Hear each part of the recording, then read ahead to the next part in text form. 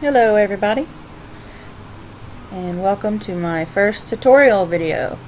Today I'm just going to talk about the different classes and their roles and what they're kind of good for.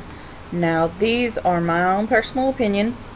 Other people will have different opinions obviously, but these are just my opinions, so here we go. The first class is called Feka Shield. This class, and as you click on each class, these little things will come above their head, these little icons, and it tells you what they main in and mainly excel in. Like this one is for protection, and they're a tank and preventing movements or AP, and they can also remove the range. Now if you click this button right here, it will bring up this page that tells you their little history and what they're good at, and then it has their spells on here.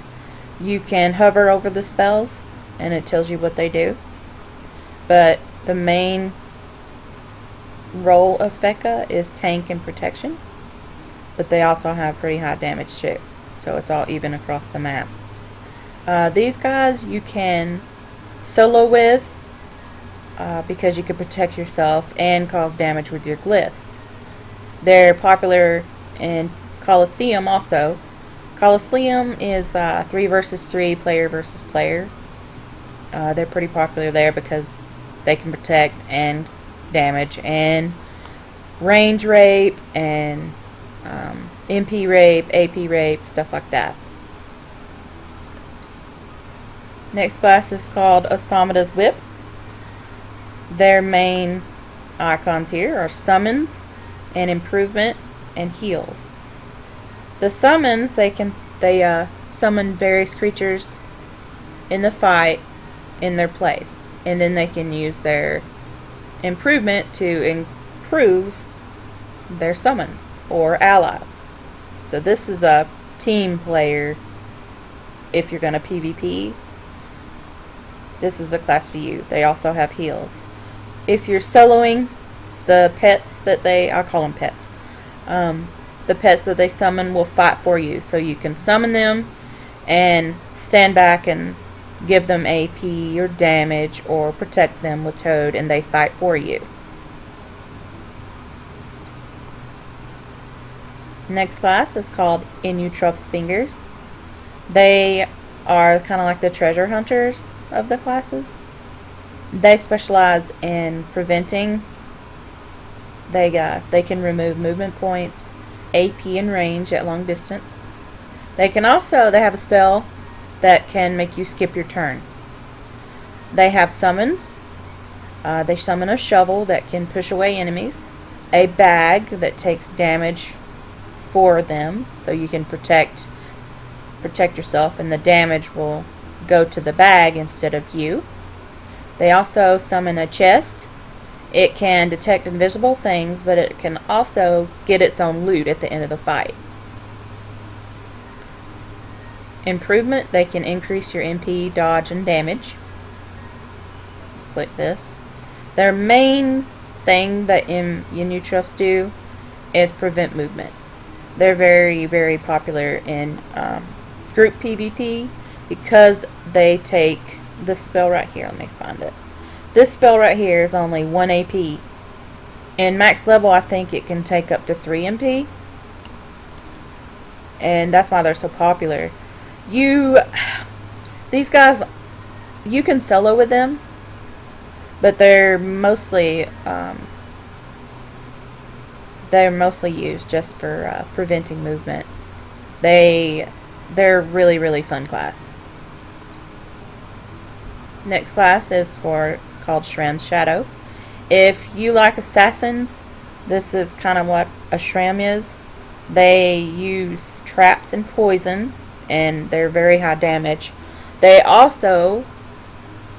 use their traps to remove MP in area of effect, and then they can summon a clone of themselves. And if you have high agility, you can actually lock people. So if you summon your double, it will slow them around because they'll have to move. They'll have to use AP to move it or kill it, stuff like that. They also position. They push or pull into their traps. So they specialize in damage. Like I said, this class is Assassin. So if you like going invisible and having traps and poisons out, this is the class for you. They're really fun. They're good in solo and in group PvP. Zalar's Sandglass. I have never played one, but obviously using these icons and stuff, they used positioning. They can teleport targets and manipulate time. They can remove AP, and they can improve damage. So their main purpose is positioning. Like I said, I've never actually played one of these, and they just got a revamp also. The next class is called Eclipse Coin. This is kind of a gambler's class, but it's also, they specialize in damage. Some of their spells can either be good for you or bad for you, but their main is damage, and they also improve. Improvement means they actually increase MP, AP, and damage for themselves and allies, and also heals. This is a very fun class and very versatile. Next class is called Interripsa's Hands. This is pretty much the healer class of Dofus. Their main thing is to heal. They can also increase AP and range, and they also can remove AP and MP. But as you can see, their main is to heal. They're kind of hard to solo, but they're very, very much needed in a group setting. IOP's Heart. Now this class is for anyone who just loves to kill things. My motto is, if you want something dead, call an IOP. And I may be saying the word wrong, but I read it as IOP. They inflict a large amount of damage, and they boost damage in AP and HP. They also position. They can jump towards the target, and they can push and pull them. But as you can see, they are the main damage. And like I said before, if you want something dead, call an IOP. Next class is called Craw's Range. This, in my opinion, is like an IOP, but is ranged. They do not cause as much damage as an IOP, but they're really, really useful. They can temporarily increase their damage and range and power and stuff like that. They also can remove MP and AP and range, and all of this is from a distance. So if you prefer to have a class that's high damage but you don't want to be like right in the action, a Craw is perfect. So you got high damage from afar pretty much. The next class is called Sadita's Shoe. Their main is summons and preventing MP and heals. Now this class is kind of unique because they have a mechanism where they use trees. They summon trees and then can turn these trees into different things. Like a doll, for example. This doll, they have a doll that can block line of sight or like lock you. They have a doll that explodes, and a doll that heals, and a doll that takes MP.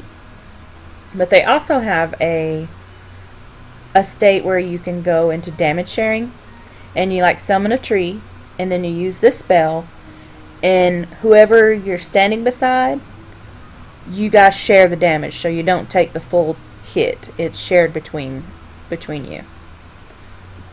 Also, there's a, let me explain, infected state. There's a doll, this Madal here.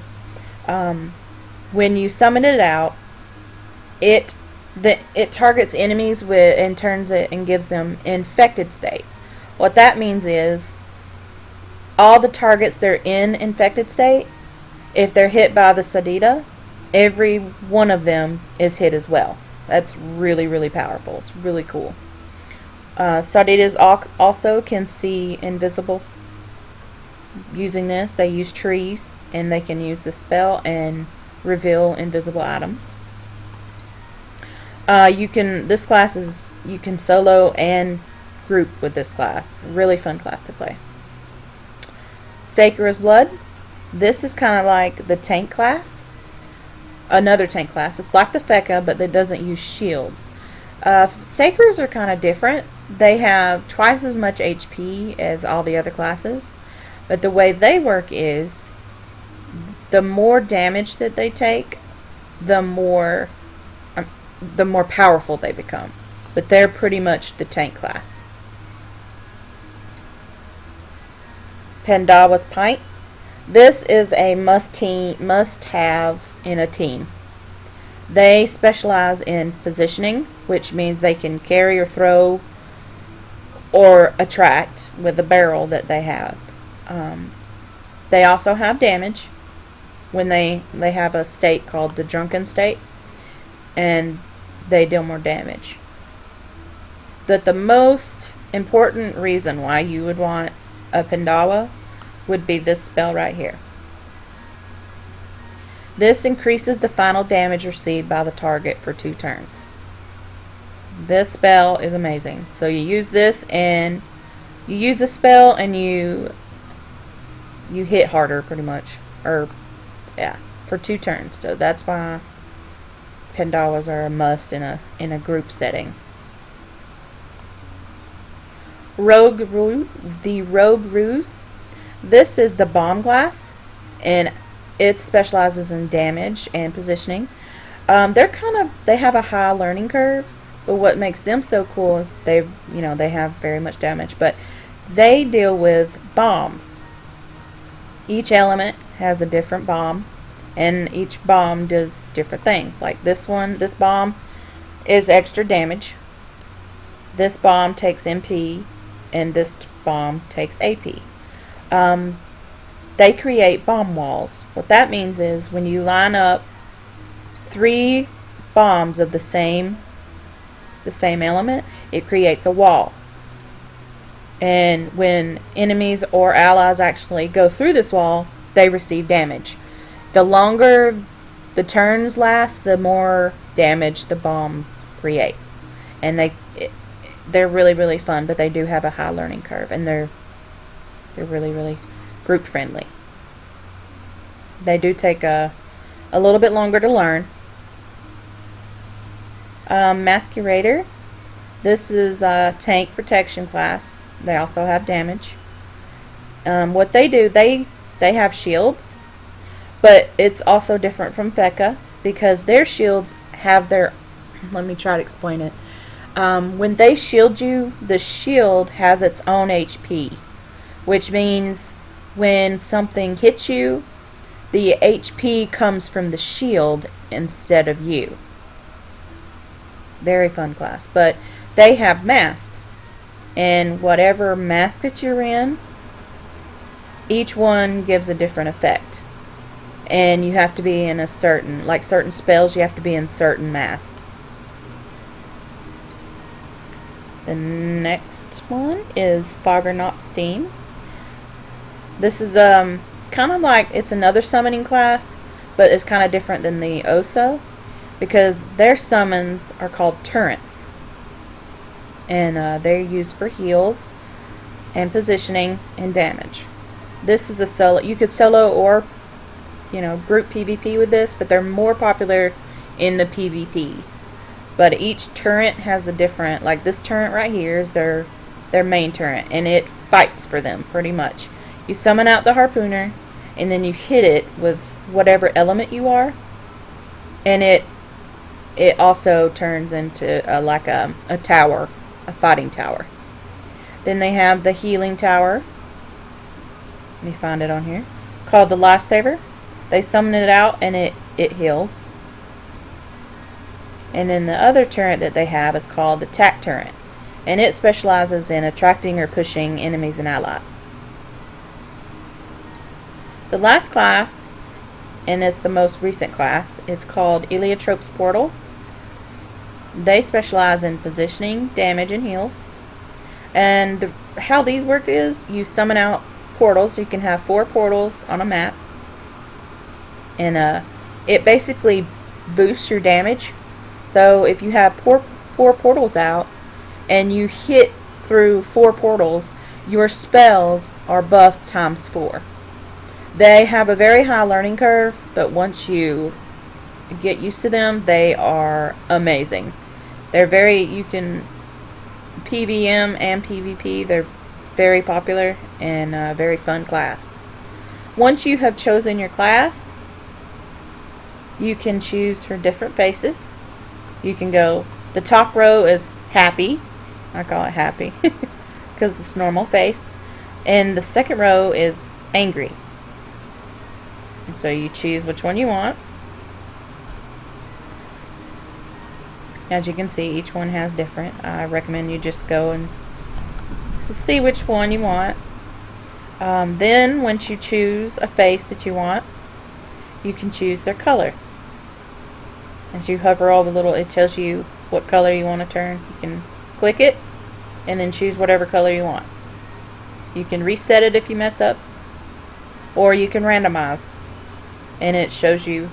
And all you got to do, if you're too lazy, you can pick, oh hey, I like this one. And then when you get your color and your face, you get to name it. You can either randomize, or you can come up with your own name if it's not already used. And then when you're done with that, you hit create, and voila, you're taking to the world of 12.